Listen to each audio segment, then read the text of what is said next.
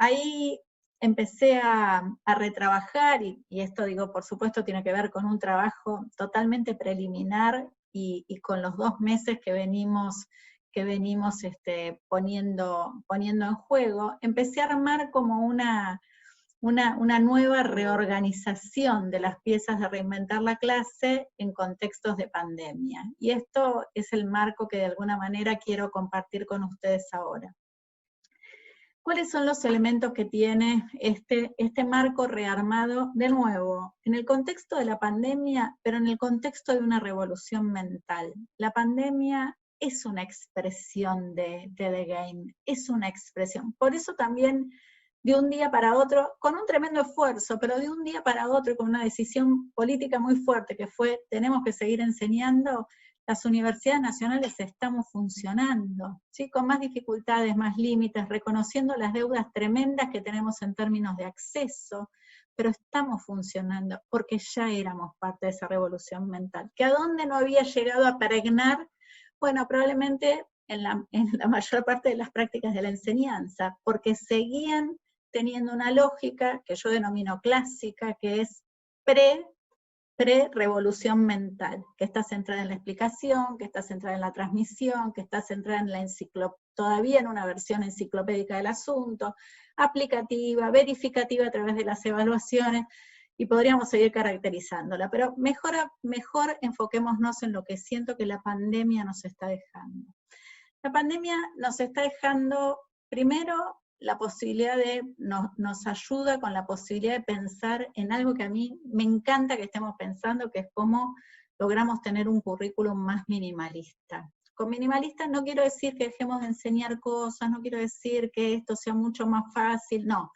Quiero decir que sea un currículum que está centrado, como los psicólogos cognitivos dijeron hace no sé cuántas décadas, en lo relevante, en lo que es estructurante de un campo disciplinar, en lo que, agrego, en lo que es contemporáneo. Para mí, si yo, por ejemplo, en mi trabajo de tecnología, en la materia de tecnología educativa, y considerando los 30 años que hace que me dedico a este campo, enseñar a la historia del campo, probablemente no estaría hablando de lo que sucede con el campo en los tiempos de la pandemia. Y eso es lo más importante que tengo para enseñar, porque esta pandemia en nuestro campo va a cambiar prácticamente todo.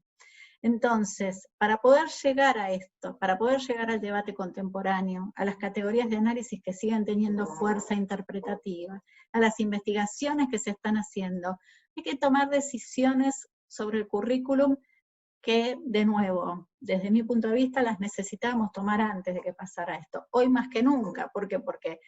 Porque se nos acotaron los tiempos, porque las condiciones son distintas, pero esta es una excelente oportunidad para pensar qué es lo central en un enfoque minimalista que nos permita expandir nuestras posibilidades adentro de la materia, adentro del seminario, para crear conocimiento original, para generar intervenciones que sean transformadoras de lo que sucede afuera. El segundo aspecto que quiero plantearles tiene que ver con la posibilidad, con pensar que nosotros no subimos PDFs, no hacemos videoconferencias, ¿no? Y tengo un hashtag de este momento que es no al revoleo. No revolemos cosas, ¿no? Ni tareas, ni PDF, ni videoconferencias, ni ejercicios, ni evaluaciones. Tenemos que poder crear una propuesta que tenga sentido integral, y donde cada una de esas cuestiones entre a ese sentido. O sea, casi les diría una propuesta que sea como un relato. Y el relato puede tener un relato, no coincide necesariamente con nuestras horas de clase en la educación presencial. Tenemos que también pensarlo.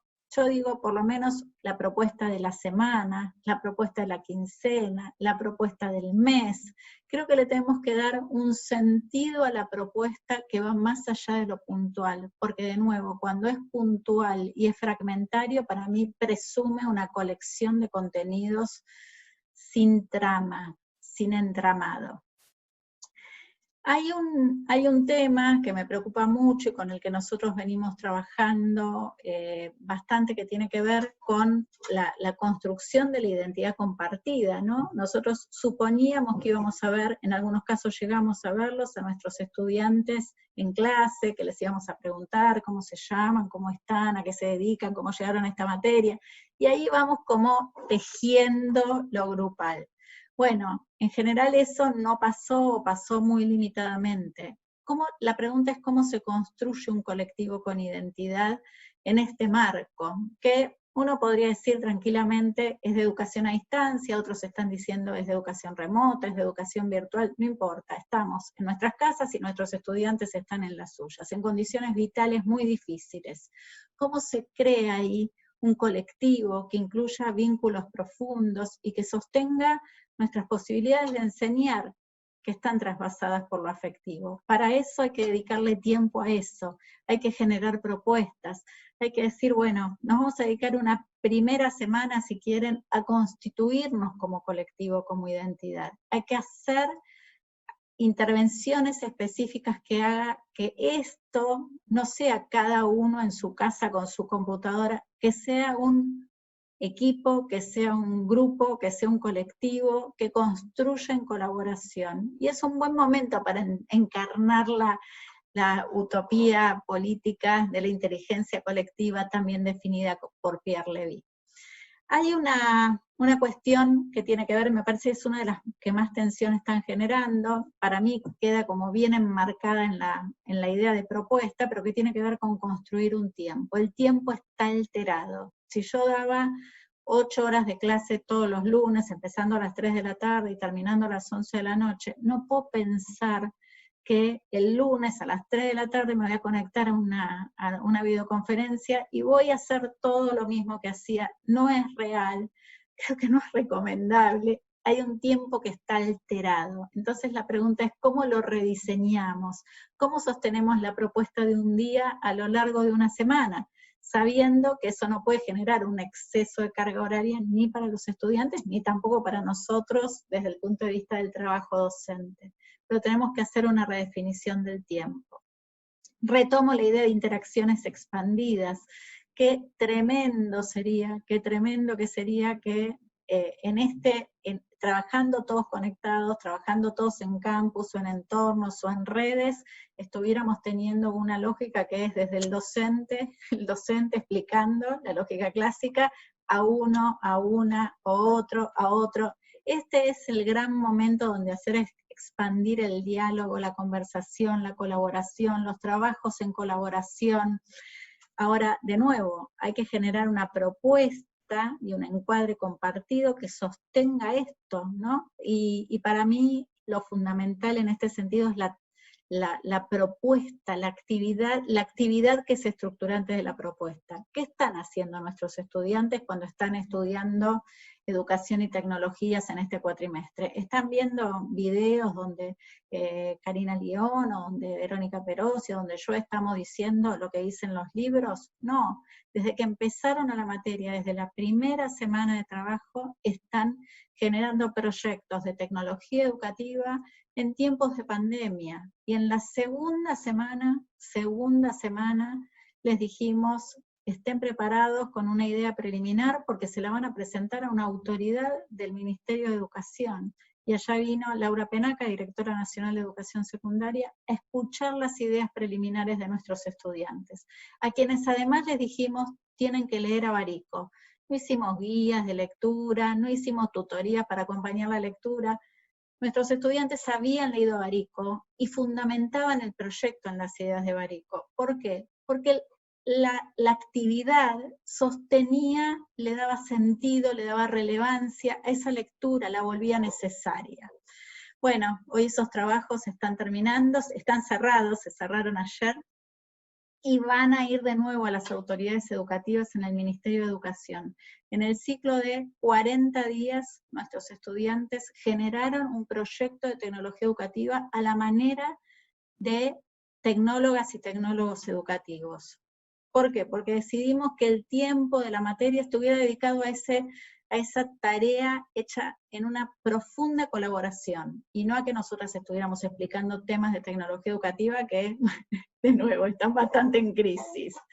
Finalmente, tomando las últimas dimensiones, quiero hablar de los eventos sincrónicos, ¿no? De los vivos, que son como la tendencia de este momento.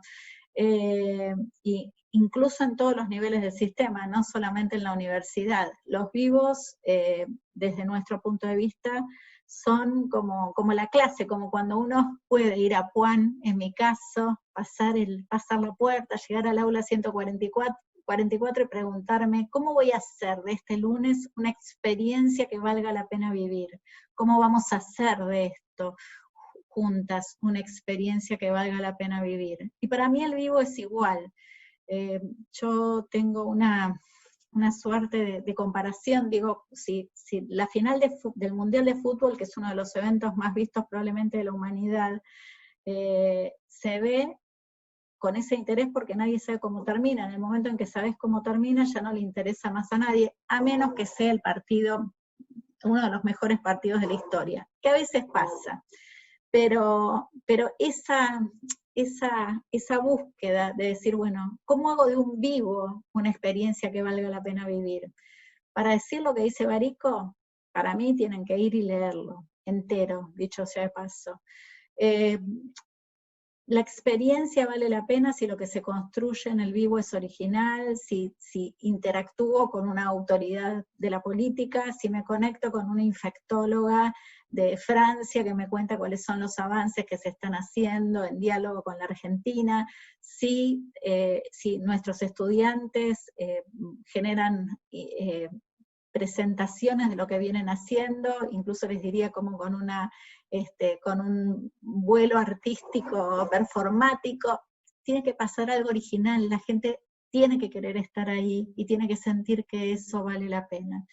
Evidentemente tenemos problemas de conexión, tenemos problemas de acceso a dispositivos, y siempre estas como atraviesan todo lo que estoy planteando, pero en la medida en que se pueda, el vivo no tiene que ser una conferencia que se puede dar y dejar grabada, tiene que ser una experiencia, de nuevo, de la que queremos participar, y de la que queremos participar colectivamente.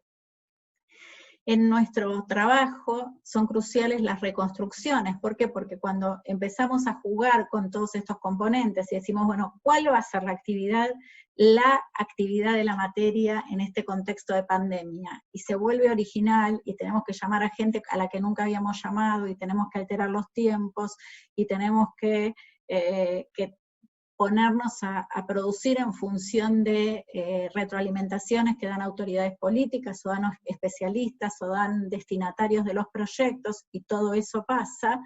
Entonces, la propuesta se vuelve única, hay que documentarla, y hay que reconstruirla a los efectos de que nuestros estudiantes también comprendan todo el tiempo qué significa lo que estamos haciendo, cómo se enlaza con la teoría. Y esas reconstrucciones en general las hacemos por escrito, por escrito narrativamente, e integran la propuesta de la semana que sigue. Evidentemente, acá tenemos, para poder sostener este armado, necesitamos todo el tiempo estar discutiendo encuadres. Yo celebro este momento, pocas veces vi tanta discusión entre colegas, tanto debate, tanta ayuda, esas redes solidarias que nos están sosteniendo en un momento tan complejo, y que son en las instituciones acompañadas por las autoridades, por los equipos de educación a distancia, por pedagogas, por pedagogos. Pero creo que lo importante no tiene que ver con decir, bueno, ¿y cuál es el horario recomendable para hacer una videoconferencia? Bueno, eso es menor. El problema es qué vamos a hacer en ese espacio, para qué sentido le vamos a dar. Y ahí creo que lo que tenemos que lograr compartir en equipos amplios es un encuadre que nos permita como ir avanzando en un marco para este tiempo.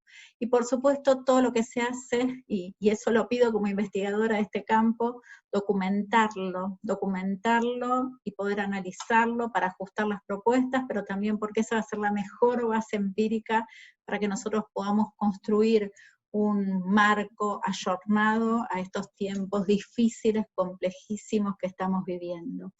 ¿Qué es lo más importante? ¿Qué es lo que cuenta en términos de este marco?